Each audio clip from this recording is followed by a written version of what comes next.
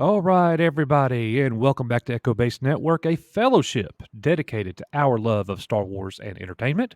Please subscribe if you haven't already and leave us a like so the algorithm knows that we are here.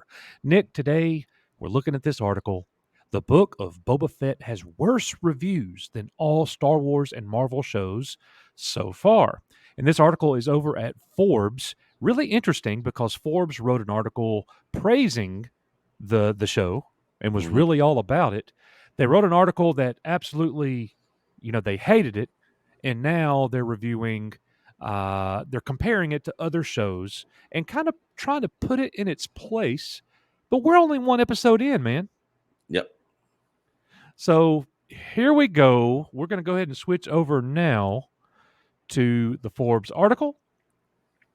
And you can see the picture here of Tamura Morrison and Ming Na Wen. The reviews are in, and it seems like the Book of Boba Fett has made a less good impression than its big name predecessors on Disney Plus in both the Marvel and Star Wars spaces. Granted, everyone is only judging the first episode, but there seems to be somewhat less enthusiasm for this concept, especially among general audiences who would seem like the target audience for a fan service-y return to Boba Fett as a character. What's your initial response to this, man? Um, I mean, I I think I don't know. All I can go on is kind of what I've seen in the YouTube space and articles that are out there. The Rotten Tomato score, which isn't the end all be all at the end of the day, but I think everybody, as far as the first episode goes, I think somewhat the general consensus is it was meh. Like I liked it. I didn't love it. There was stuff in it I did love, but as far as the first episode from start to finish as a whole, I think it was average or mediocre with some really awesome scenes and parts in it. I agree with that. It wasn't perfect. I have a couple of issues with it, hmm but it was Star Wars live action. It's the No, second Star Wars live action show we've ever seen. We've only seen one, yeah, and it has a chance. It has a chance to be really good. It might yeah, not get there. I hope that it does. yeah, We yeah. want it to be good. Well, hmm let's see what this criticism is about and what they're saying here, Nick. So it says the Book of Boba Fett is so far reviewing less well than all other Star Wars and Marvel Disney Plus series. Here's how it looks on Rotten Tomatoes. Fett, 83% from critics, 71% audience. Mandalorian Season 1, 93 critic, 92 audience. That kind of started out kind of slow, don't you think? Yeah, so I think that that part right there, the Mandalorian season one, I think that's the overall for season one, and below it the overall for season two. Yeah, season Um, 2 here, 94 critics, 90 audiences. But oh my yeah, gosh, Nick, you go look at the last 4 episodes of The Mandalorian season 2, that's 100 in my book. yeah. The last four episodes of season two really rocketed season two up big time. So and what's surprising to me is the Loki, Hawkeye, What If Yeah. series being in the 90s, because I didn't think that those I figured the audience scores on those ones would be in the 70s. Well, looking at this, man, here's what I'm seeing. Let's look at the critical reviews. Boba Fett 83. hmm You got Mando 93, 94, WandaVision 88. You got Loki 91, Hawkeye 90, What If 92, Falcon and Winter Soldier 89. So from a critical standpoint, Book of Boba Fett ranks the lowest, Yeah. and it ranks the lowest by 6 percentage points. No, Yep. 5. Yeah. WandaVision. And No, that's no, no, just no, no. I'm based sorry. on I'm sorry. Yeah, critical. yeah. 6, Falcon and Winter Soldier. But look over here at the audience. This Mhm. one is the one that is alarming to me. Book of Boba Fett, 71%. That's a grade in school, Nick. That's a C minus. That's Yeah. not good. Mando, season 1, 92, 90, 88 WandaVision, 91 Loki. 90 Hawkeye, 92 What If. Every one of those, Nick, with the exception of WandaVision and Falcon and the Winter Soldier, you're in the 90s. The Book of Boba Fett right now is a 71. So I Yeah. think one of two things are going to happen. And I want you to tell me what you think. Mm. It's either going to stay about the same or it's going to rock it up. Yeah. Yeah. So yeah, and to be fair, those um percentages are based on the overall entire season. The Book of Boba Fett one is just based solely on the first episode. So I think for the most part, the first episode for a lot of people was somewhat underwhelming. You know, like when I watched Cobra Kai, like I was like, oh my god, I freaking love this show. Like Yeah, I was watching it and I was just like, I love it. I never said, oh my god, I love this during Book of Boba Fett. Now that could change as the episodes go on and the season sure. progresses. You know, we don't know what we're getting in this Yeah, show yet. You know, we just got to be patient and wait. that's right. Um, and so you know, I don't think it's time to panic on Book of Boba Fett yet. It's just the first episode. We got second episode coming out. I think tonight at 2 in the morning, right? It is. It's coming out Yeah, tonight. And I'll tell you what, man, like you said it. Cobra Kai was awesome. And I had my issues with it too, but it was great. yeah, Great. But here's the issue. Cobra Kai came out at relatively the same time as the Book of Boba Fett. yeah, Cobra Kai, we get to watch the entire thing. yep, You know it's great already because you've already seen it all. yep. Here, we're old fashioned, we're old school, we're waiting week after week. Now, we're not going to wait long because this show is relatively short. We got 6 more weeks of Book of Boba Fett and it's over. Yeah, yeah. But even when I watched just the first episode, after the first episode of Cobra Kai, I was like, man, I love this. I love where they're going with this. And I had that feeling just on the first episode Yeah. alone. I I can't argue with that. I I didn't can't. have that with Book of Boba Fett, and there was stuff in Book of Boba Fett. I was like, oh wow, I love that. All You right. know, Well, let's look at what, the article pinpoints. Let's go back to the article. The article pinpoints some of the common complaints about the pilot episode. So mhm, let's look at these real quick. One, Tamora Morrison can't match the charisma and presence of the Mandalorian's Pedro Pascal, even if the latter, Pascal, is helmeted 99% of the time. What do you think about that, Nick?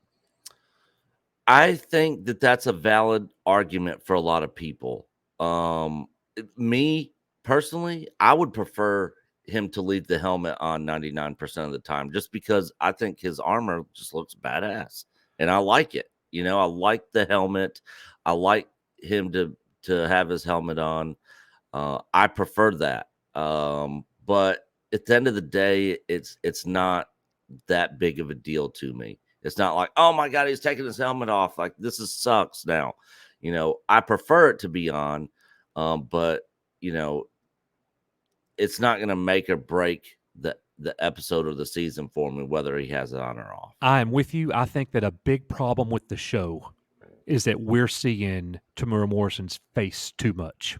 Yeah, He is more of a threat when you see him in the helmet. yeah, He's like, oh crap, that's Boba Fett.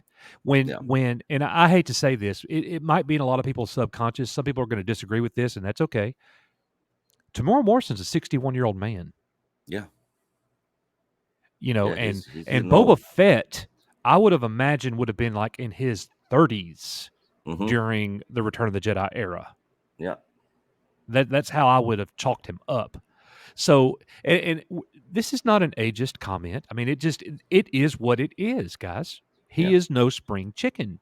Mm-mm. And when you're seeing his face, he Tamura Morrison is not coming across as more of a threat. And a lot of the criticism has been that this Boba Fett is a far more forgiving Boba Fett than what they had dreamed up in their head canon. And Hmm. I think that is a fair point. The next scene, Nick, or the next common complaint is the Sarlacc escape scene was a key moment for his character, but kind of weird and boring. Now, I certainly don't think it was boring, but I think you might have thought a little bit of it was weird yourself.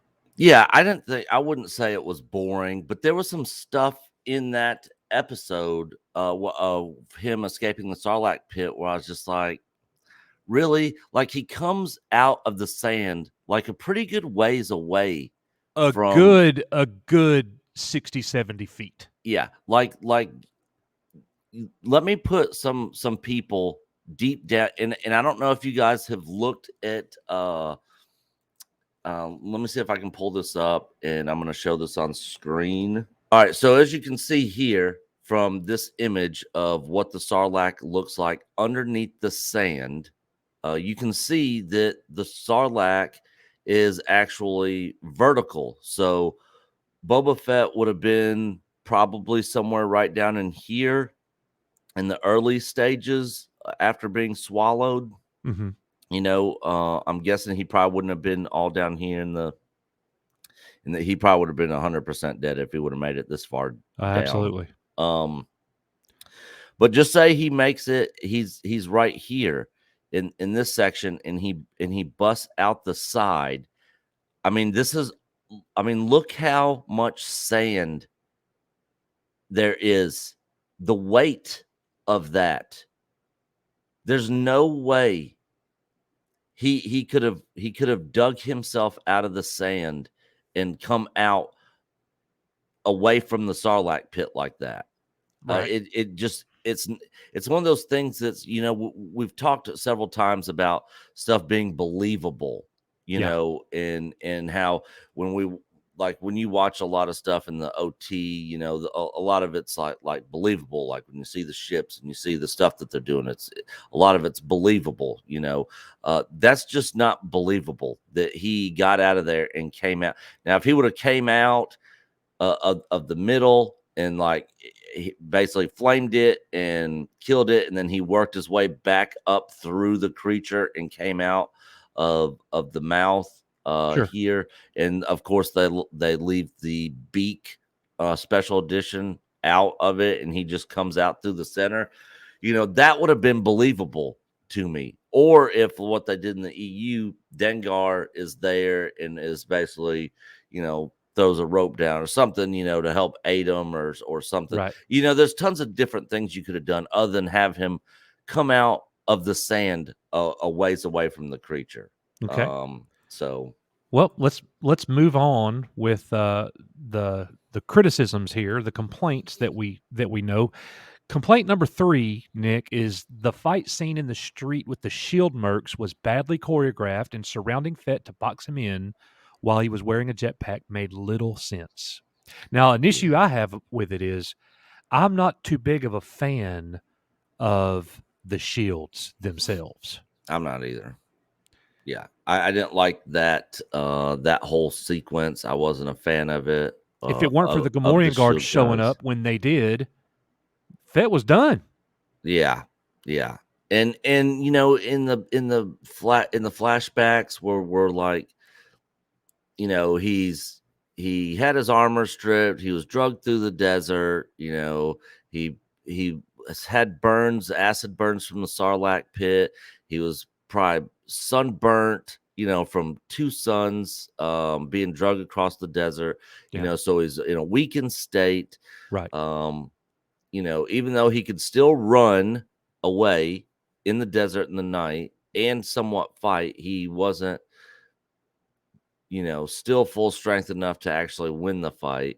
Right. But then when you get to the shield guys, he's already been out for a while. He's got his armor back, all that.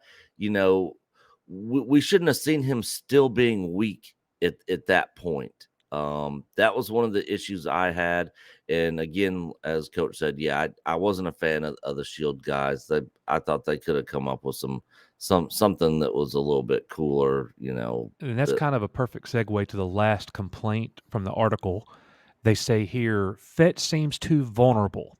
He needs to recover twice in the Bacta tank in a single episode, and he's too merciful. He opts to spare the life of a few different enemies. And again, guys, we're responding to the criticism here, but the thing is, I think that's a fair critical analysis.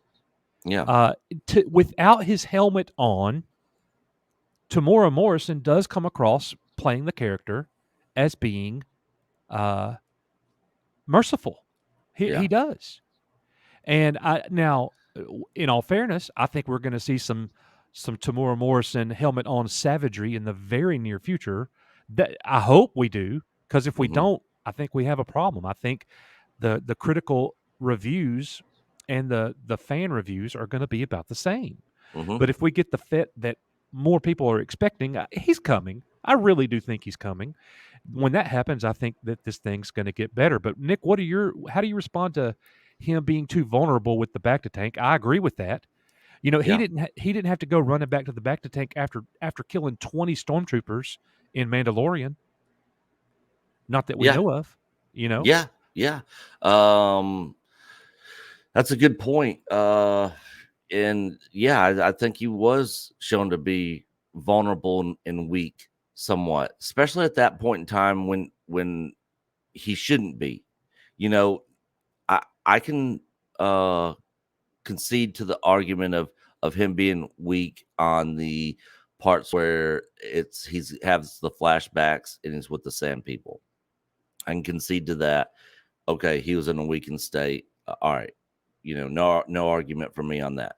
But at this point in time, you know, should he still be kind of frail and vulnerable and weak like that? You know, I don't think so. You know, so yeah, I mean that's kind of my thought process on it. Yeah, I hear you, bro. Well, guys, thank you so much for watching today. And we will be doing our reaction video to the Book of Boba Fett episode 2 tomorrow. And Patreon members, you could see our entire reaction throughout the entire episode. You can Mm. watch essentially the entire episode with us. And our YouTube subscribers, you will see the edited down version of that reaction here on YouTube. So thank you guys very much. We'll be live streaming this Saturday night, our regular Star Wars and entertainment show. So we will see you guys Saturday as always. You are Echo Base Network, and we will see you guys on the next one. See you guys.